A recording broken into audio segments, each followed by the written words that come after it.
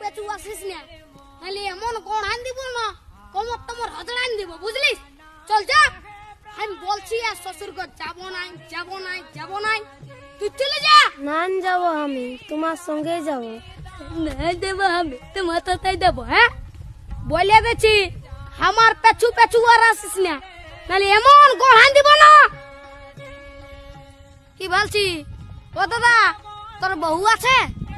হ্যাঁ নাই গো কেন? ওই জন্যই শান্তি হিরোর রকম ঘুরে বলছিস।